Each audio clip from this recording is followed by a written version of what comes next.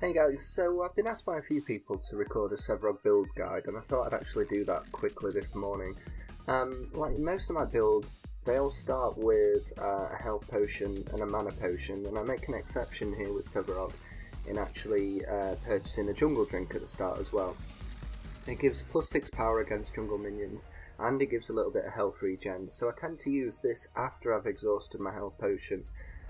Just because it gives me a little bit more sustain and I don't have to go back to the base to replenish.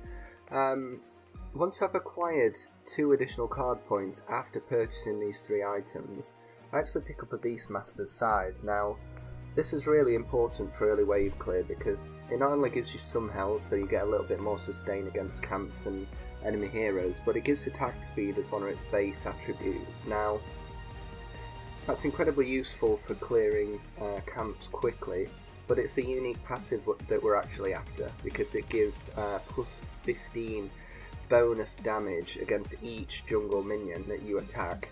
So combined with the attack speed, a little bit of health, plus the additional damage, it's a really good early ramp up in terms of your clear potential. Once I've acquired this key, on my next 3 points, I actually, instead of upgrading it, I take the Magus Siphon instead for an additional 3 points. Now, this also has a unique passive. Again, it gives its own attributes of power and mana, but it also restores 8 health every time you attack a jungle minion. So, the 8 health per attack, plus the other unique passive from Beastmaster's Scythe, providing plus 15 damage, gives amazing early clear. It also gives amazing early sustain, because Sevarog cleaves really well, so we can ensure that he constantly triggers the plus 8 health return. After this, again, perhaps a little bit controversial, I immediately pick up a Brawler's Ward instead of upgrading either of my keys. I do this really so I can assist in lane, or assist warding in lane, so that those in off lane or save lane or mid, I've got that little bit of extra protection, but it also allows me to keep track of where the enemy team are so that I can actually line up a gank on an appropriate lane. Once I've acquired an additional 3 points, I actually begin to fill out the Beastmaster's Scythe first, simply because I'm after the health bonus when fully upgraded, but also I want that little bit of an additional attack speed from the minor kinetics. Following on from that, I'll then fully upgrade the Brawler's Ward, and then I'll fully upgrade the Magus Siphon.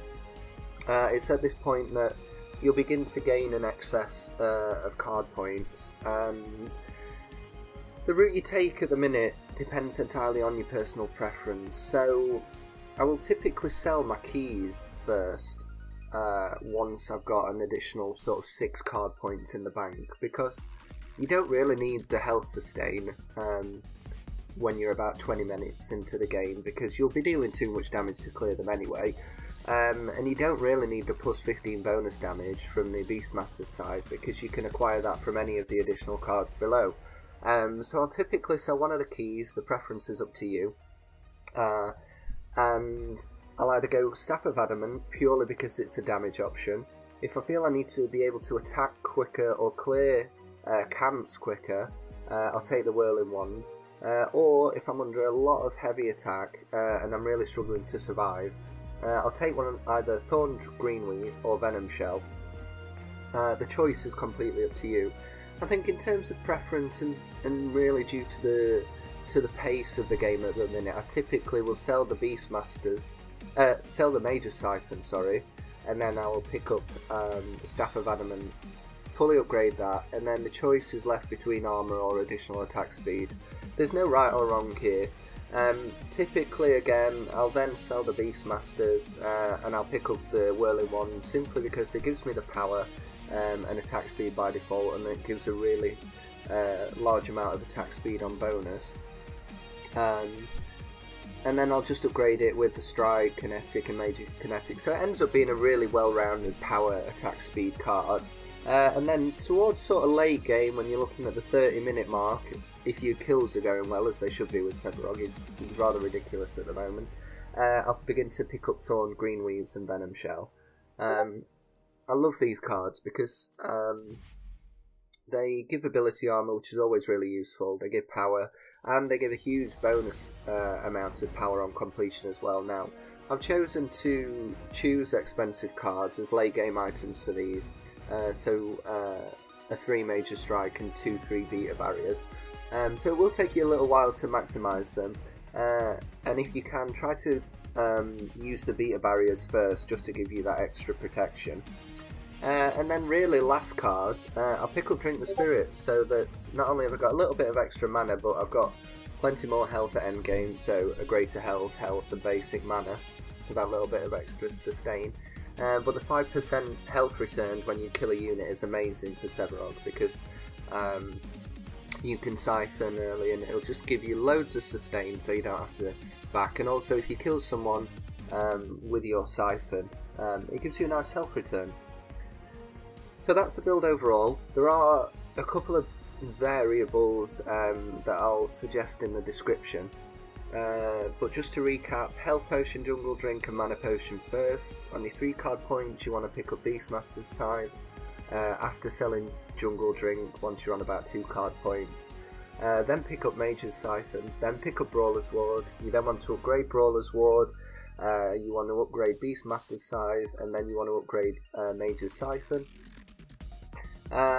You can, if you wish, pick up the Fountain Spike. You don't have to, it's just a cheap variable depending on the progress that you're making.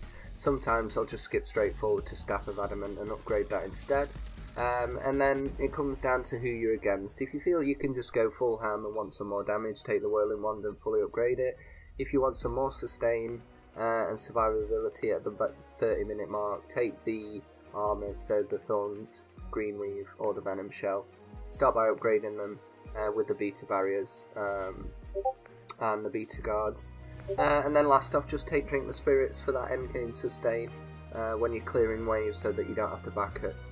Or at the end of a team fight, if you're low health, you can go to a camp, use your ultimate to clear it, you'll get tons of health back and you'll be able to rejoin the fight. And that's it. I'll put variables in the description. If you have any comments or questions, just let me know.